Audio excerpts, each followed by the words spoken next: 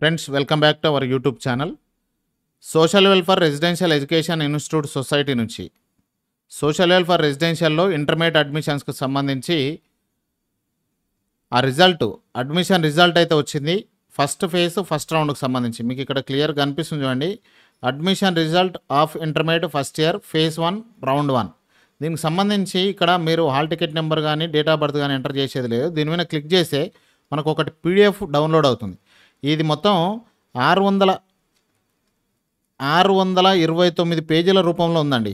ఈ రిజల్ట్ 629 పేజీల రూపంలో ఉంది. ఫస్ట్ ఫేజ్ ఫస్ట్ రౌండ్ ఇది. ఇందులో వచ్చిన వాళ్ళు ఏ విధంగా చెక్ చేసుకోవాలనో క్లియర్ ఇక్కడ ఉంది. మనకి ఇక్కడ సీరియల్ నెంబర్ ఇచ్చారు, హాల్ టికెట్ నెంబర్, ఇక్కడ హాల్ టికెట్ నెంబర్ మీరు చెక్ చేసుకోవాలి. స్టూడెంట్ నేము, స్కూల్ నేము, తర్వాత స్కూల్ డిస్ట్రిక్ట్ నేము, ఇక్కడ అడ్రస్, మీకు ఏ స్కూల్ అలాట్ చేయబడింది అనేది దానికి సంబంధించిన అడ్రస్. ఈ విధంగా అయితే చెక్ చేసుకోవాలి. 629 పేజీలు ఉందండి.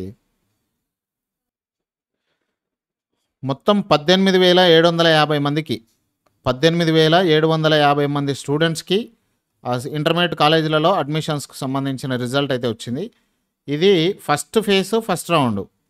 తర్వాత మళ్ళా దీనికి డేట్ ఉంటుంది. ఆ డేట్ లోపల జాయిన్ కావాలి. జాయిన్ అయిన తర్వాత మిగతా సెకండ్ ఫేజ్ వస్తుంది. ఆ విధంగా అయితే ప్రజెంట్గా అయితే 18,750 మందికి సంబంధించిన రిజల్ట్ అయితే ఇచ్చారు.